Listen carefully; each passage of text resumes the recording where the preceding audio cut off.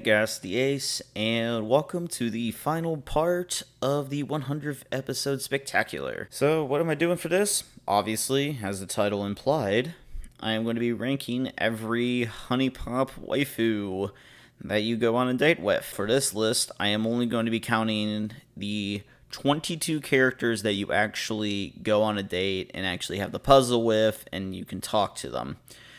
So, that means nobody that only appeared in Honeycam Studio, and I'm not going to include anything from Honeycam Studio since that doesn't really tie into the game anyways, besides one throwaway line. And while, yes, there are 24 characters in the game, however, 2 of them are reused, Jessie and Lola, in the second game. So for this one, I'm going to count them as they were in the second game, not as in the first game, where I think both of their characters are a bit better in the second game than in the first game, but that's my opinion. So what am I ranking these on? Well, this is going to be ranked on how much I like the characters themselves, their looks, their personality, all that, and it's basically who I would be most likely to date or want to go on a date with. Now, keep in mind, this is all personal opinion, so you might and probably very much will have a very different list than me. So just keep that in mind. And with that being said, let's hop right into it. Number 22. Okay, so one thing I'm going to do throughout this entire list when I see applicable, I'm going to more pair off characters that I kind of put on an even scale, and that if you put it in a different order, it really wouldn't change anything for me.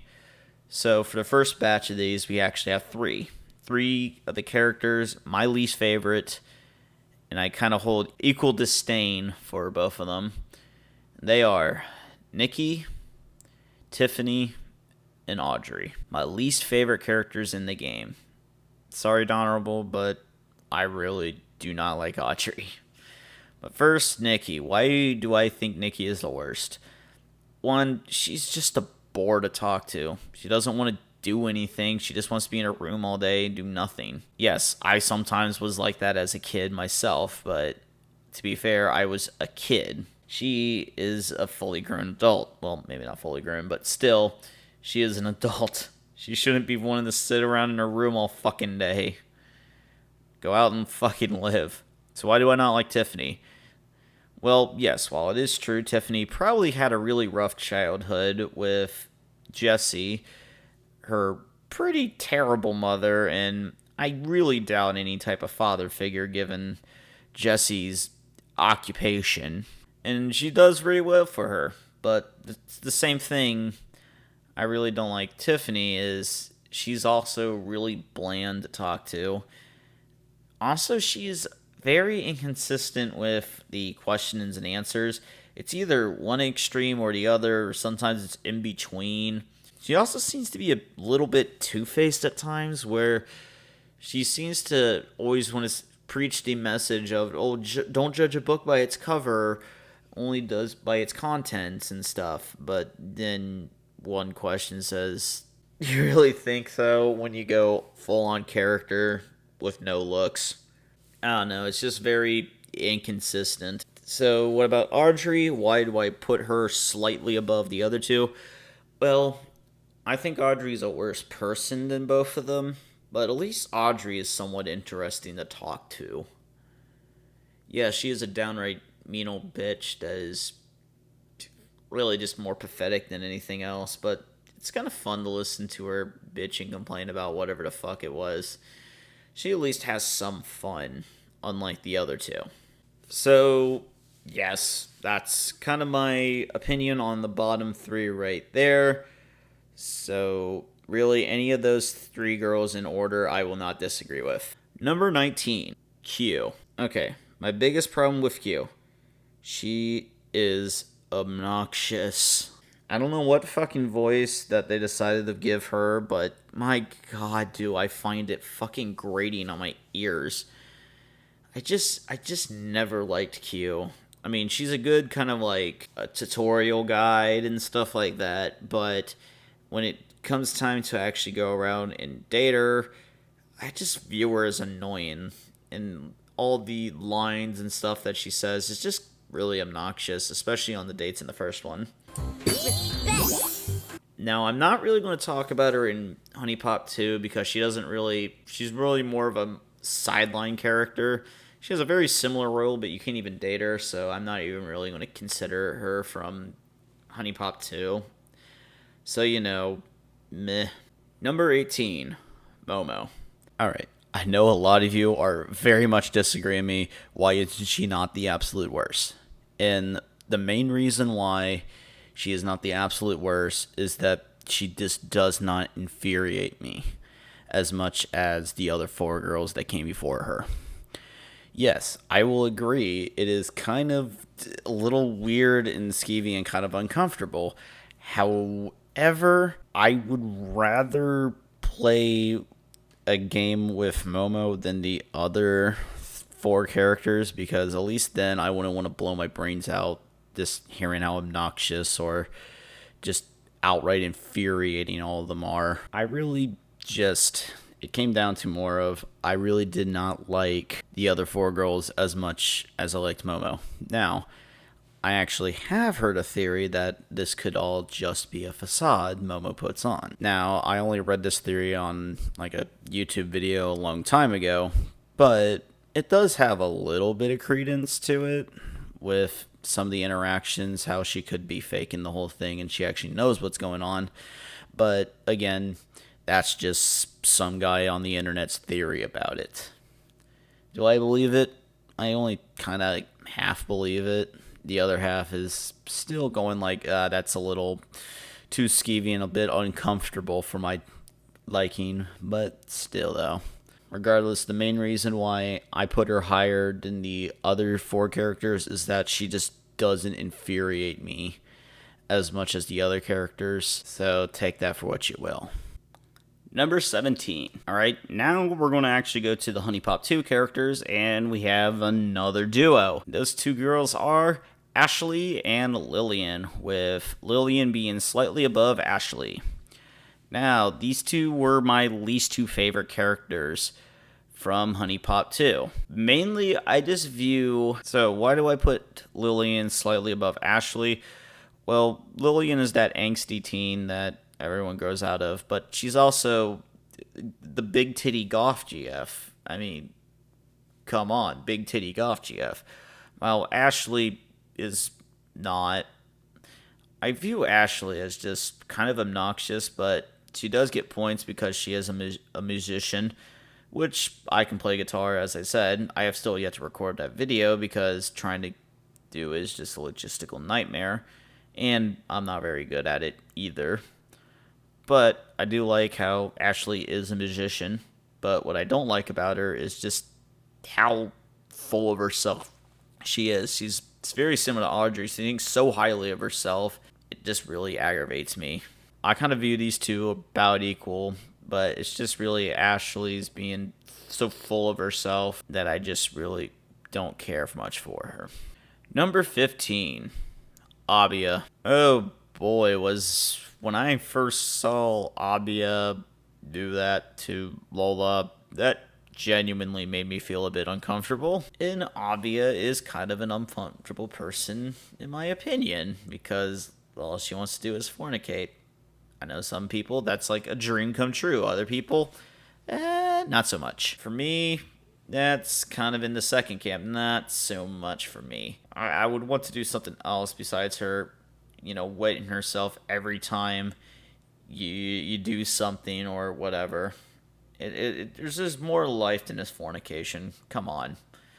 And Abia, she seems really nice, but still, this is not my top. Number 14, Jessie. Alright. I know you probably disagree with me because of how bad of a parent Jessie was, and I am painfully aware of how fucking terrible of a parent she was. It's to the point where her daughter never even wants to fucking talk to her again. While that was slightly alluded to in the first one, it's painfully clear in the second one that there is obvious issues with Jessie trying to reconnect with her daughter, and her daughter not wanting anything to do with her, which, serves her right. She was a fucking terrible mother, so she has every right to be upset at her, and rightfully so. However, I really just liked her more. I mean, yeah, she didn't really have much of a character in the first one, but in the second one, she definitely has that case of depression and being a washed up porn star. And she kind of realized the error of her ways and trying to fix things, but realized it's too late. I don't know, she's one of the more sad characters in this one, so I feel a bit of sympathy for her, and I still do like her, because at least she has a character art and is somewhat interesting, unlike her absolute bland piece of bread daughter. Number 13. And behold, we have another pair. We have Nora and Kyanna, the two Latinas. Now, I do like these two girls. Pretty much everyone, aside from the bottom 5 or so, everyone else I either sort of like, and moving on now, I really do like all these characters. Now, Kyanna, she was really the only reason I'm putting Kyanna a smidge above Nora is because Kyanna actually is a bit more romantic and is actually more open to it versus Nora, who is just in it for the casual sex. But honestly, I view both of these characters as really interesting, trying to make ends meet. Life is rough for them, but they're doing pretty well. Yes, Nora is a thief, but you don't really bust her. Q busts her because of X-ray vision, because she's a massive pervert. But you could definitely tell that she was desperate for money. That's the only reason why she stole, and she's a genuine good person that just typically only does that just to get by. And for Kyanna, the only reason why she's not any higher is because she's shackled to that 3-year-old kid. But she seems to be a really nice woman that I would definitely want to be with. Number 11, Zoe. The true basket case of the group. Zoe is just bizarre in my opinion. I don't really know what to make of her, but I really do kind of like her and just how weird she is. Really, my major complaint with her is that she doesn't like the water and doesn't like swimming, which I worked as a lifeguard, and a pool manager for a while, so water is just in my veins at this point. But regardless, I really just like Zoe. Cracking in our top 10. Number 10, Sarah.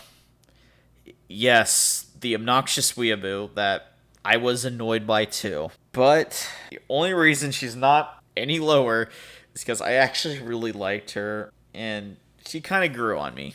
And I slowly started to like her more and more as we went on. She is very obnoxious and a smelly weeaboo, but I don't entirely dislike them.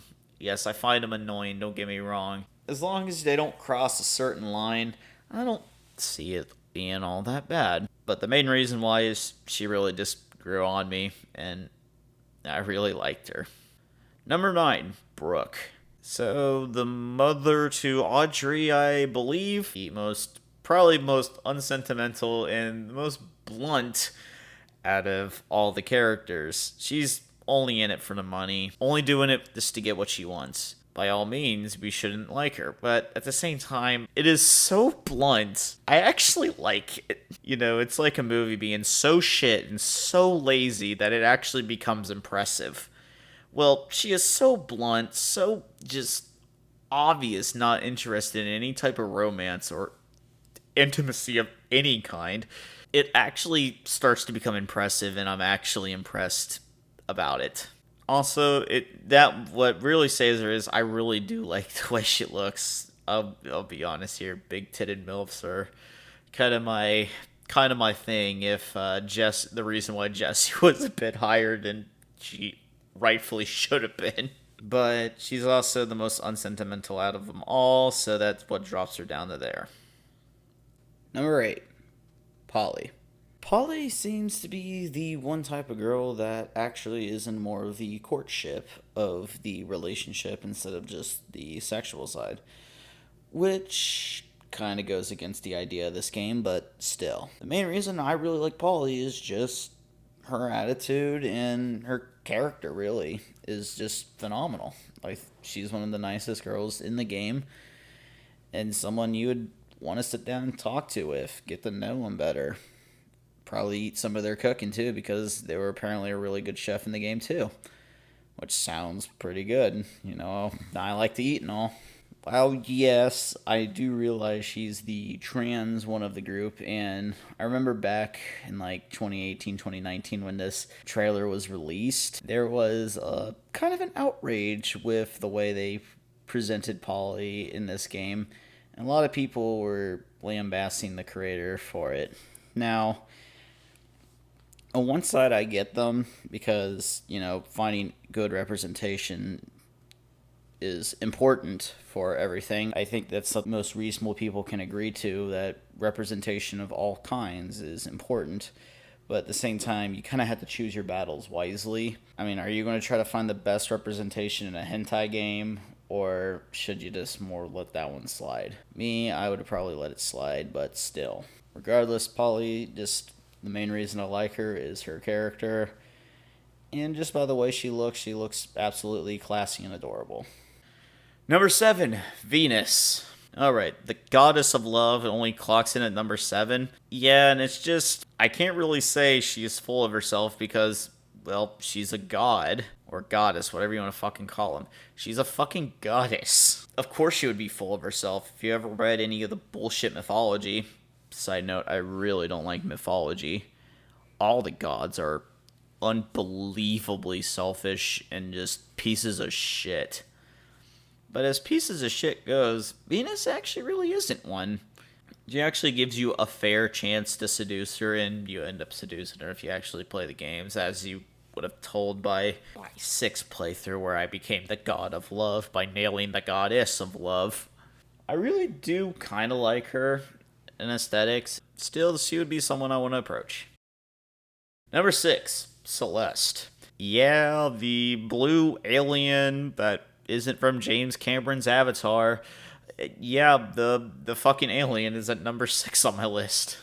She was originally like one of the highest ones, but she kind of got knocked back by some stiff competition in my own opinion. I really do like Celeste. She's a big-titted alien bounty hunter from a frozen planet. I mean, what's not there to love? She also seems to be the one that any extraterrestrial threat would have shown up. She would be my first person I would call to help protect me from any type of alien invasion or anything, because she's a fucking hired bounty hunter. I'm only saying that because she seems to be a really protective girlfriend, but not crazy at all, which I really would like. Number 5, Candace. She originally was my number 1 favorite girl in the entire game. However, she did get knocked back after I played it for a bit. My biggest problem with Candace is, while extremely charming, she's also extremely stupid, to where I'm surprised she can actually put on a pair of shoes and knows that she has work. Actually, no, she forgets that she has work all the fucking time. Never mind on that one, but still. Now, I used to live in the South. I haven't for a while, but I would go there plenty of times, and I met plenty of girls down there. I'm not going to say most of them were like Candace in a sense, but there were quite a few that were not gifted with intelligence, if you know what I'm saying. But they were still pretty nice, obviously. And that's what Candace is she's extremely nice and will help you out with anything. Well, if she knows what she's doing.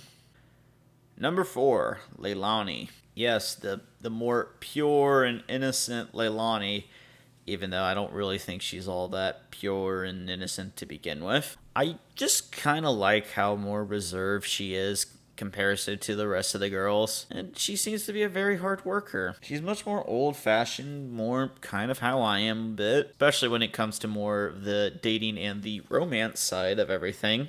I kind of follow her a little bit. Now, I'm not entirely proud of that, mostly because of the dating apps and long-term relationships, as she discussed in the game. I do not like it, do not even want to even try. I'm much more slower, more romantic like her, which is why we probably meshed so well together. Number 3, Lola. Rounding up the Huniepop 2 list, though I kind of did that with Leilani if you consider Lola more of a Huniepop 1 girl, we have Lola, the fashion designer, airplane stewardess, Miss Independent woman that will always accept a helping hand when she wants it. Yeah, she's an extremely independent woman. Lola is just the kind of girl that would be nice to be best friends with, or even settle down and marry. She's independent enough to where she's not always constantly relying on you to do anything. And she's also very reasonable with her beliefs and opinion. Like the feminism one saying, should there be more women in power? She agrees with you that if they're qualified for the job, who gives a crap who they are? Which I think is a pretty decent stance. I'm definitely in the camp of if you're the most qualified, then yes, you should have it.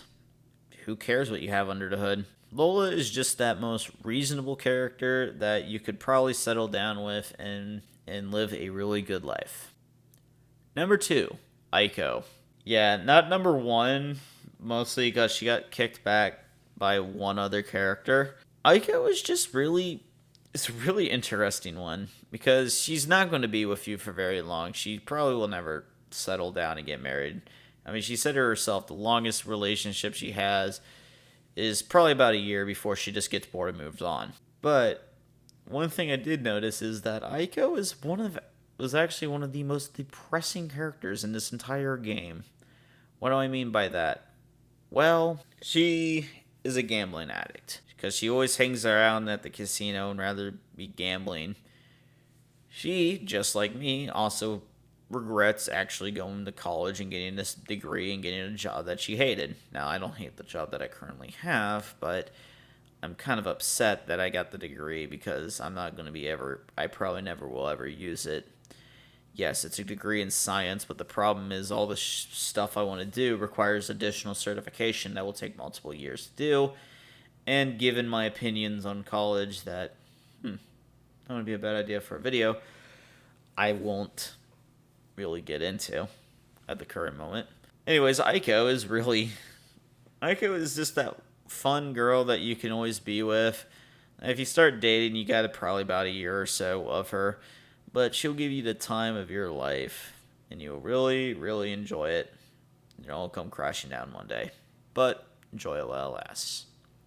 Number 1, Belly. Belly is my favorite girl from Huniepop. Why? It all comes down to the character and the looks of Belly. First, let's start with the looks. She's really adorable, and she's also big, something that I really like. I really like tall girls. But looks aside, what about her character? Well, I really like her character. I like how patient she is, how much more slow she takes things, and especially the patience. Sometimes I get a little bit quick to anger. It's natural, it happens to everyone, but in comparison to a lot of other people, I'm a bit more patient comparative to some of my friends and coworkers that I've been around. And Belly best matches me. She is extremely patient. She isn't quick to anger or quick to judge or anything, which best matches me. She also tries to see the good in people, which I am doing as well, or at least I always try to do. Even some of the most vile, detestable people, I always try to see if there's any goodness left salvaging in them. Yeah, sometimes there's just no salvaging some of them, some people that I totally get. But at the same time, I always try not to judge or try to find the worst in people. And Belly just seems to be that girl. Now, it could all be a facade and she could be, a terrible person, but I don't think it's entirely a facade. I think the Momo theory about hers being a facade has more credence than Belly. But again, that's just all my opinion. So anyways, guys, I hope you enjoyed that ranking. And I know I definitely have some that are more controversial per se of my favorite and least favorite lists, but that tends to happen when you make a ranking list. Anyways, guys, thank you so much for watching. I hope you enjoyed this little random mini-series I put for the 100th episode. I did actually have a lot of plans for this. A lot of plans that were just scrapped because it just didn't work. And then things kept on getting pushed around and moved about. So that was very aggravating to deal with. But shit happens, Anyways, guys, I hope you did enjoy this finale to the 100 video spectacular. it was an absolute ride to make, because about half the ideas that I did have for this entire little journey that I took ended up being completely scrapped and removed, and others had to be moved around. Some other ideas that I did have for this I will probably do in the future, and others I'm just going to completely scrap and forget I even thought about it. But regardless, I hope you guys did enjoy this video. If you do, please leave a like, and if you want to subscribe, that would be great. But at the end of the day, it's good enough to me that you clicked on this video anyways. I'll see you in the next one, guys. See ya.